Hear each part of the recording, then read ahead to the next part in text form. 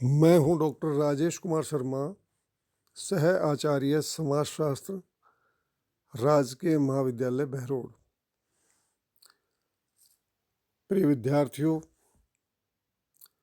आज का ये व्याख्यान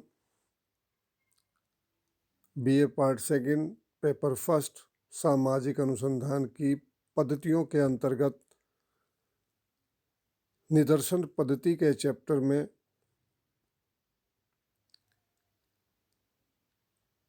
निदर्शन के प्रकार के अंतर्गत आयोजित किया जा रहा है। आज का विषय है सीमित दैव निदर्शन, रेस्ट्रिक्टेड रैंडम सैंपल।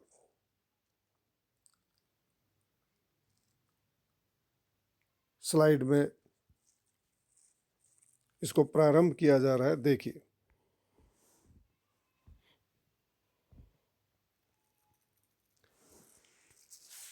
सीमित दैव निदर्शन, रेस्ट्रिक्टेड रैंडम सैंपल। सीमित दैव निदर्शन में इकाइयों का चुनाव स्वतंत्र या अनियमित रूप से नहीं होता है, जैसा सरल दैव निदर्शन में होता है। इस विधि के द्वारा निदर्शन लेने से पूर्व समग्र की सभी इकाइयों को पहले क्रमबद्ध कर लिया जाता है, फिर उन्हें कुछ वर्गों या श्रेणियों में बांट दिया जाता है। इसके बाद उनमें से निदर्शन का चुनाव किया जाता है। सीमित दैव निदर्शन को दो भागों में बांटा गया है, अतः उनके प्रकार भी दो तरह के हैं। नंबर 1 नियमित अंकन विधि, नंबर 2 स्तृत या वर्गीकृत दैव निदर्शन विधि। नंबर 1 नियमित अंकन विधि, रेगुलर मार्किंग मेथड। इस विधि में पहले समग्र की सभी इकाइयों को किसी विशेष ढंग, काल या अथवा स्थान आदि के अनुसार व्यवस्थित कर लिया जाता है। इसके बाद यह निश्चित कर लिया जाता है कि समग्र में से हमें कितनी इकाइयों का चयन निदर्शन हेतु करना है। साथ ही इन इकाइयों से दूसरी इकाई के बीच की संख्यात्मक दूरी को भी तय कर लिया जाता है। उदाहरण के लिए, यदि हमें 100 विद्यार्थियों में से 10 विद्यार्थियों का चयन करना है तो पहला 10वां, 20वां, 30वां और इसी क्रम में 10 विद्यार्थियों का चयन किया जाएगा। इसी प्रकार से काल, स्थान, परिस्थिति के अनुसार भी समग्र की इकाइयों को व्यवस्थित करके उनमें से निदर्शन का चुनाव कर लिया जाता है। इस प्रणाली में पक्षपात की कोई संभावना नहीं होती। नंबर 2 स्तृत या वर्गीकृत निदर्शन विधि, स्ट्रेटिफाइड सैंपलिंग मेथड। यह विधि दैव निदर्शन और सहविचार निदर्शन का मिश्रित रूप है, अतः इसे मिश्रित निदर्शन भी कहते हैं।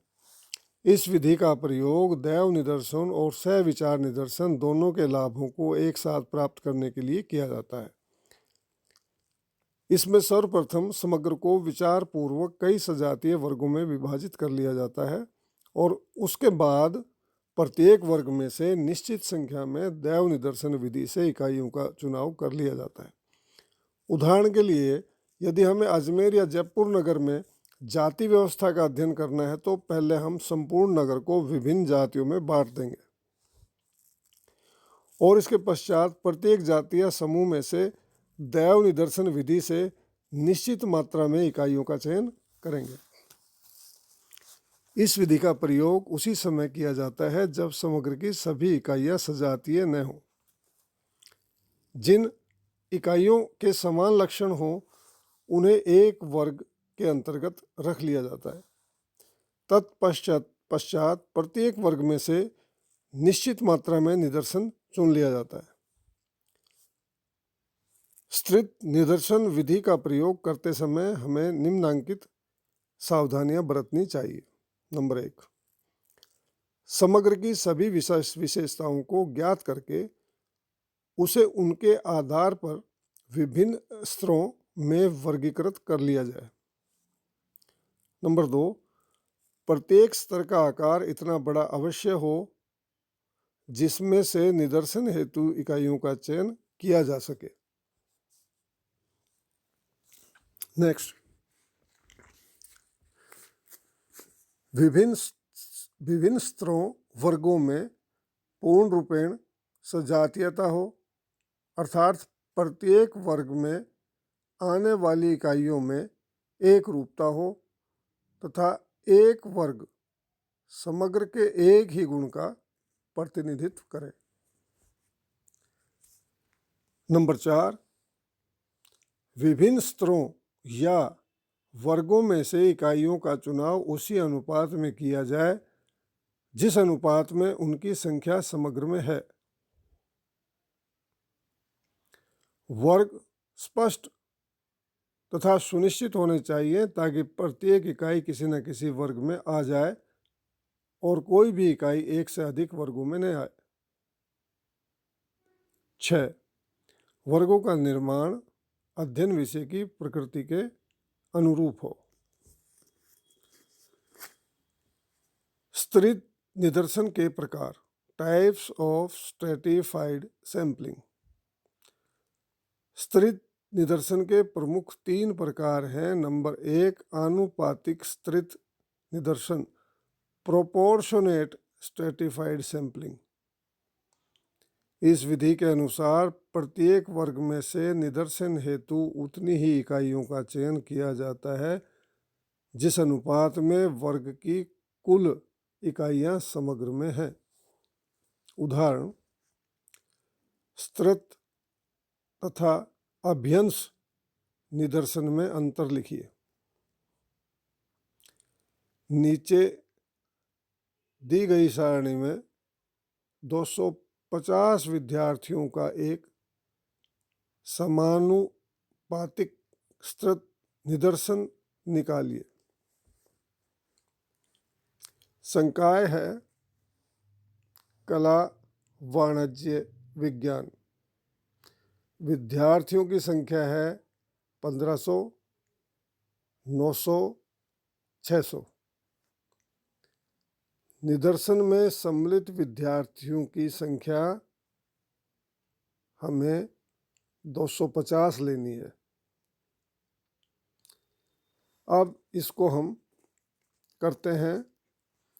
कुल विद्यार्थी 3000 है जिनमें से हमें 250 विद्यार्थियों को निदर्शन में शामिल करना है, अर्थात अनुपात 250 विद्यार्थी लेने हैं 3000 में से 250/3000। इस आधार पर विभिन्न संकायों में निदर्शन की संख्या निम्न प्रकार निर्धारित की जाएगी। कला संकाय, वाणिज्य संकाय, विज्ञान संकाय। स्लाइड को देखिए। विद्यार्थियों की संख्या 1500, 900 और 600, कुल 3000। गणना 250 विद्यार्थी लेने हैं सैंपल में, टोटल 3000 है, लेकिन कला संकाय में 1500 में से हमें कितने बच्चों का चुनाव करना है अपने सैंपल के लिए। तो फार्मूला है, जो सैंपल हमें लेना है वो बटे कुल, और कितने विद्यार्थियों में से लेना है 1500 में से। तो निदर्शन में संख्या आई है 125। तो 250 के निदर्शन में हमें 1500 में से कला संकाय में से 125 विद्यार्थियों का चुनाव करना है। इसी तरह वाणिज्य में हमें 900 में से 75 बच्चे लेने हैं और विज्ञान में हमें 600 में से 50 बच्चे लेने हैं।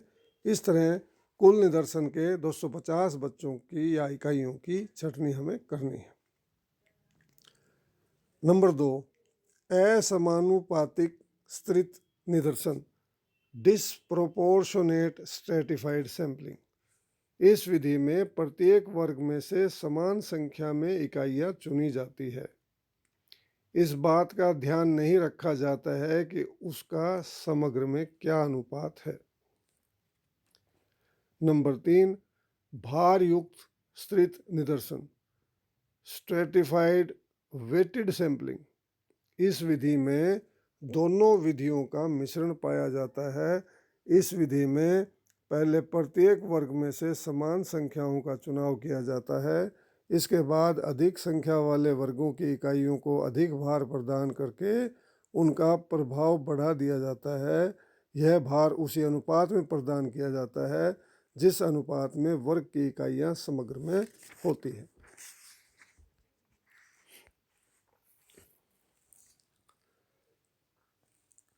स्तृत निदर्शन के गुण, मेरिट्स ऑफ स्ट्रेटिफाइड सैंपलिंग। स्तृत निदर्शन विधि के निम्नांकित गुण हैं। नंबर 1, इस विधि के द्वारा निदर्शन निकालने वाले को निदर्शन के चुनाव में अधिक नियंत्रण प्राप्त हो जाता है। इसमें समग्र के प्रत्येक वर्ग की इकाइयों को निदर्शन में स्थान प्राप्त हो जाता है और किसी वर्ग विशेष के छूटने की संभावना नहीं रहती। दैव निदर्शन में यद्यपि प्रत्येक इकाई के चुने जाने की संभावना रहती है, किंतु फिर भी कई बार महत्वपूर्ण वर्ग छूट भी जाते हैं, जबकि स्तृत निदर्शन में ऐसा नहीं होता है। नंबर 2, यदि वर्गीकरण उचित प्रकार से किया गया है तो थोड़ी इकाइयों में से ही प्रतिनिधि इकाइयों का चुनाव हो सकता है, जबकि दैव निदर्शन में प्रतिनिधित्वता के लिए इकाइयों का पर्याप्त मात्रा में चुना जाना आवश्यक है। नंबर 3, इस विधि में इकाइयों का प्रतिस्थापन बहुत ही सरल है। यदि प्रारंभिक निदर्शन में चुनी हुई किसी इकाई से संपर्क स्थापित नहीं किया जा सकता हो तो उसके स्थान पर उसी वर्ग में से दूसरी इकाई चुन ली जाती। इस परिवर्तन से निदर्शन के प्रतिनिधित्वपूर्ण होने या न होने पर कोई असर नहीं पड़ता। नंबर 4, वर्गीकरण द्वारा निदर्शन का चुनाव इस प्रकार से किया जा सकता है कि निदर्शन की अधिकांश इकाइयाँ भौगोलिक दृष्टि से केंद्रित हों। ऐसे अध्ययन में धन व समय की बचत हो सकती है। दैव निदर्शन में इकाइयाँ बिखरी होने के कारण इकाइयों के चुनाव में इस प्रकार का नियंत्रण नहीं रहता है। स्तृत निदर्शन के दोष, डीमेरिट्स ऑफ स्ट्रेटिफाइड सैंपलिंग। इस विधि के दोष निम्नांकित हैं। नंबर 1, यदि वर्गों का निर्माण उचित प्रकार से नहीं किया गया है तो निदर्शन के चुनने में पक्षपात आने की संभावना रहती है। ऐसा भी हो सकता है कि कुछ वर्गों में से अधिक इकाइयों का चुनाव कर लिया जाए और कुछ में से कम का। ऐसी स्थिति में निदर्शन प्रतिनिधित्वपूर्ण नहीं रह जाता है। नंबर 2, प्रतिनिधित्वपूर्ण होने के लिए निदर्शन का समानुपातिक होना आवश्यक है, किंतु भिन्न भिन्न वर्गों के आकार में यदि बहुत अधिक भिन्नता है तो उसमें समानुपात का गुण लाना कठिन होता है। साथ ही चुनाव करने वाले व्यक्ति की व्यक्तिगत रुचि का भी निदर्शन के चुनाव पर प्रभाव पड़ता है। नंबर 3, यदि वर्गों से इकाइयों का चुनाव असमानुपातिक आधार पर किया गया है तो बाद में भार का प्रयोग करना पड़ता है। भार प्रदान करते समय व्यक्ति का पक्षपात भी आ सकता है तथा अनुचित भार प्रदान करने पर इकाइयाँ प्रतिनिधित्वपूर्ण नहीं रह जाती हैं। नंबर 4, स्तृत निदर्शन में एक गुण रखने वाली इकाइयों का एक वर्ग बनाया जाता है, किंतु किसी इकाई में एकाधिक गुण होने पर कठिनाई आती है कि उसे किस वर्ग में रखा जाए।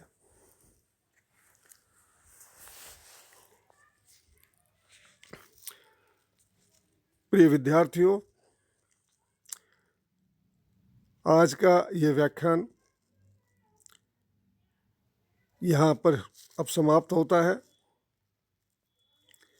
इससे संबंधित प्रिंटेड मैटर आपके व्हाट्सएप ग्रुप पर भी प्रेषित किया जा रहा है।